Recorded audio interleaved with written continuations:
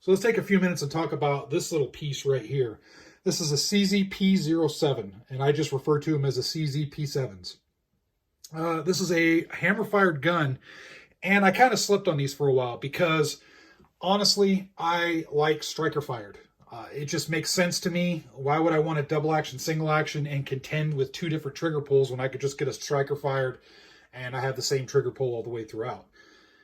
That's kind of my mindset. But sometimes a double action, single action will stand out. Like SIGs. SIGs make good double action, single action guns in their P series. CZ right here. The old Smith & Wesson 3rd generation hammer fired guns were just the styling of them. I know they aren't the best guns out there, but just they're classic and the styling. I always dug them. And then of course 1911s, but 1911s are more of a single action only, so that's kind of a different deal. And then you can throw Berettas in there. I'm a fan of Berettas just because of just nostalgia. That's pretty much it.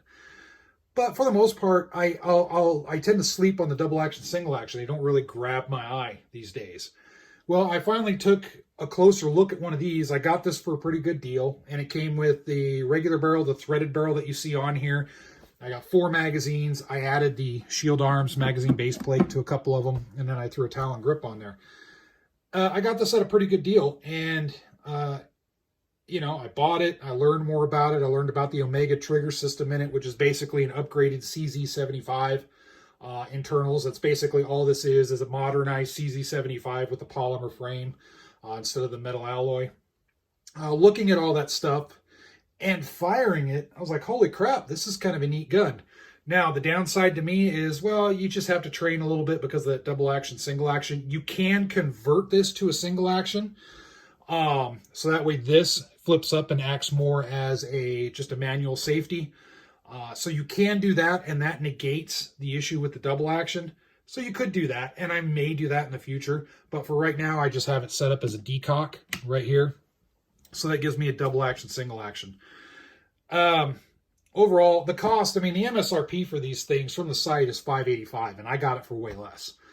You're going to typically see them for less than that, and that really puts it in a good category because typically you're going to see it right around the same price or a little bit less than Glocks. And for the guys and gals that want something different than a Glock, then this is an option. Now, this is the P7, which is a compact version. I do want to get the P9, which is more the full size. I think that'll go well with my P10. I have a CZ P10 that I absolutely love. So this one's compact, and you can see it's about Glock 19 sized, roughly. And you can see how it just barely fits my hand. In fact, one thing to note, when I'm using this particular magazine extension right here, when I reload, what I have to do is I have to flare my pinky out just a little bit, because otherwise it's going to catch right here, and I've done it. So I have to flare that out a little bit before I insert, and then there you go. Overall, the function is pretty good. One of the things about this is there's less slide real estate to grab onto, so just take cognizance of that you may have some issues. You can still come over the top, but there's just not enough real estate. That's because the slide rides inside of the frame versus other handguns. That's just been a long CZ design. The decocks really easily. The double action pull stacks up pretty good. The single action pull is awesome. I'm not going to dry fire this because there is a notice on the CZ P7s that extended amount of dry fire is going to bend your retainer pin. So I don't want to do that. I may just get the replacement part for it and then throw it in, and then I won't have to worry about it anymore. But just so you know, so I don't really dry fire this that much unless I throw a snap cap in here. So overall, the lines are really, really solid. You can see right there, I really do enjoy the lines on this thing. The stippling is good from the factory, but I'm a big fan of the Talon grips, so I just threw a Talon grip on there. The sights, standard 3-dot. These are those bioluminescent or whatever you want to call them, where if I shine a bright light on them, they will glow. In fact, I'll do this here off camera. Hold on, let me grab my little flashlight and do that real quick just so you can see.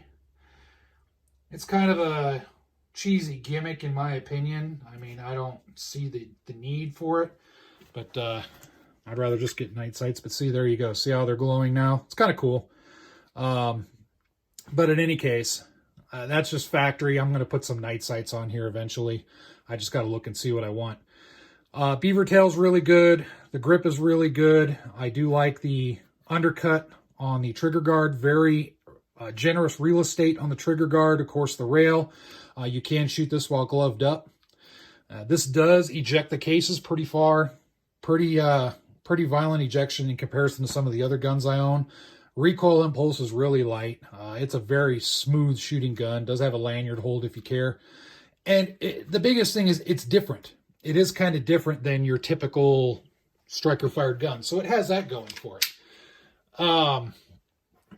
The specs, in case you care, the barrel length 3.75 inches. The weight is 27.7 ounces.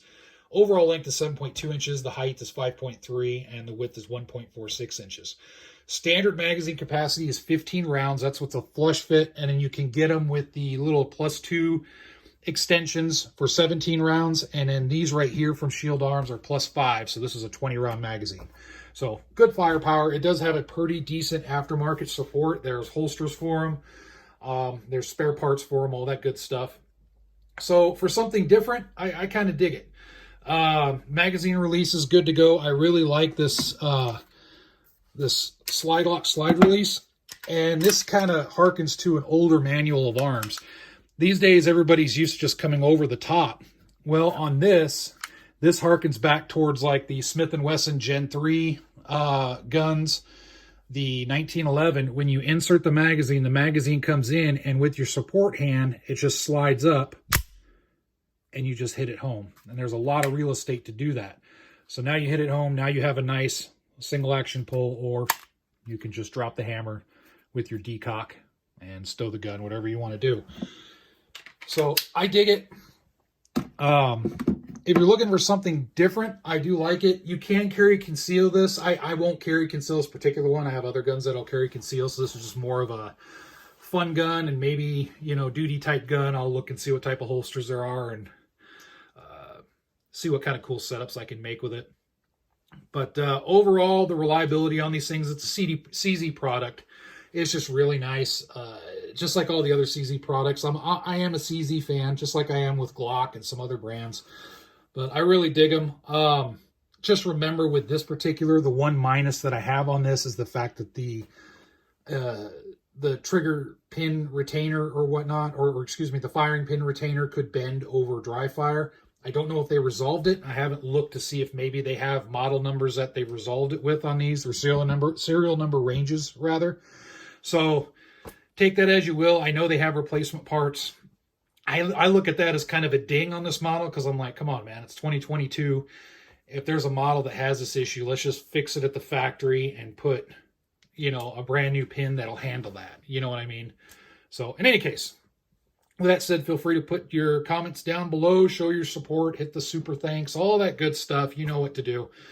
And make sure to share your honest impressions with this as far as whether you like it or not, if you have any experience with it. But for right around $500, not a bad little deal.